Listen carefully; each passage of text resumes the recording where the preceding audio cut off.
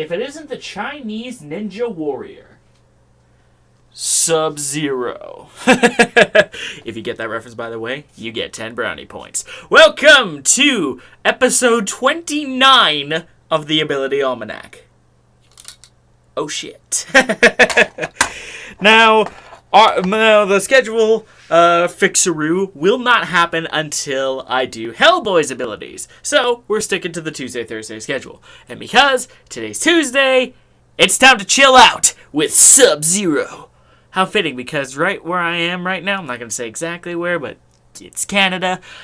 There's snow on the ground, and last I checked, it was like minus 12 Celsius? I think it's more like minus 6. Don't quote me on that. Let's have a look at what Sub-Zero is capable of in the ring. Wah-ha-ha-ha-ha! What the hell was that? Sub-Zero is very similar to how he is normally in Mortal Kombat X, with some adjustments for Injustice 2, including a couple of new moves. Now, this version of the Air Frost Hammer is the ability in and of itself. A new meter burn that launches the opponent high into the air. High enough, in fact, to continue or start combos, which is very handy because that is one thing that Sub-Zero really likes, is combos. Well, kind of. He likes to play defensive, but having combos doesn't hurt. Augmenting his defensive abilities is one half of the Unbreakable combo, Frozen Aura. This is a new trait that replaces his clone, and what it does is that, well, because it's a single slot ability, it allows Sub-Zero to take about 25% less damage from attacks as long as it's up. Transition damage does not count, nor does super move damage, like after the initial hit, and damage the opponent if they are within close proximity. So, with certain moves, like with Joker's Crowbar Smash, that would be doing damage to the Joker. Time to move on to the next loadout with Iceport. This gives Sub-Zero a teleport, which this is only the second time I know of that Sub-Zero actually has a teleport. I think the first time was actually in Mortal Kombat vs. DC Universe. How fitting. But if it's in the 3D era games, please let me know, because I feel like it's something that would have been in, like, a Mortal Kombat Deception, but if I'm wrong, then I'm wrong, and don't be surprised. Also, with this loadout, this is just a nice little treat. My clone's a penguin. How fantastic is that? A lot of my loadouts have different clones, but you're only going to see the different clones in 3 loadouts, I think. Yeah, I think it's 3 loadouts. Like this one coming up. The Snowman clone is part of one of the only things that you can really do with clone normally. You can meter burn clone, do standing clone, and do air clone. Unless you have these 2 clone-themed abilities, the aerial clone kick and clone charge. Air clone kick is basically an aerial projectile in the form of a diving clone that will clobber opponents overhead. If you're close enough to if you manage to land the meter burn version on the opponent, you basically get an aerial combo starter, which allows you to do shenanigans with aerial clones. Fun times indeed. Now, the clone charge replaces your slide, so it's interesting to note that normally it's not a full screen projectile. You have to meter burn in order for it to become the icy slide, kind of like Noob Saibot, which I think the colors here really fit. So the shenanigans that you can get up to with these clones is very, very hilarious, because you could just set up with the clone kick, and then if you set things up just right, you can finish off with a clone charge. So, in one combo, you may have used 3 different clones depending on the situation.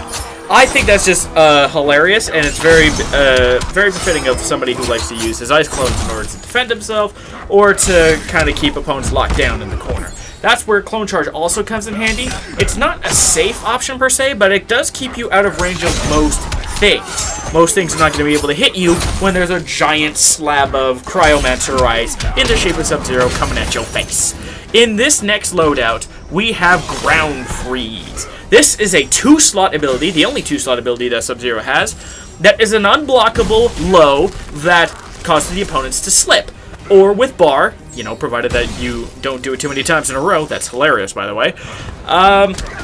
You get a low freeze that does no damage, but it's a low freeze, so that means that you don't have to just rely on clobbering people with an ice ball in order to freeze them anymore. That's why this is a 2-slot, because both versions are very good, and they are very nice to have. However, you cannot get the fabled double freeze with Meter Burn, Ground Freeze, and Ice Ball, or Meter Burn, Ground Freeze, and Ice Clone.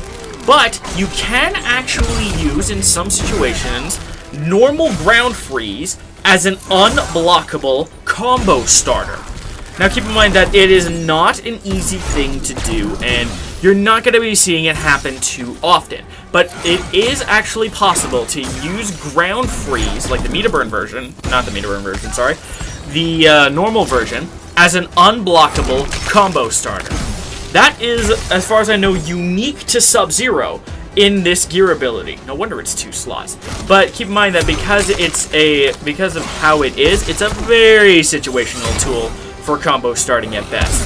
And it's better just to check on wake-ups like this, and then maybe punish with combos. The final loadout we're going to look at today is Unbreakable 2.0! That was like my main variation of Sub-Zero and MKX, which was kind of funny. What this little this loadout has is Barrier of Frost. Now a parry, this will freeze Sub-Zero's opponents dead in their tracks when they hit him with a physical move, and stop projectiles with the shield. And this is where it gets good. When you Meter Burn, you freeze the opponent. So you have to Meter Burn in order for it to be like MKX's Barrier of Frost, but it does make sense because a lot of the freeze moves require Meter to freeze in Injustice 2 instead of it being for free, like would be in Mortal Kombat. This has been a thing since Scorpion was in the game for Mortal Kombat, or for Injustice 1, sorry, where his spear required bar in order to get combos. Now, as you know, since this is the super combo, frame data is coming up real fast. So I hope you enjoyed this video. I hope you guys are chilling out real nice this November. And stay tuned for a very special video on the Chamber of the Ring. DFTBA, friends.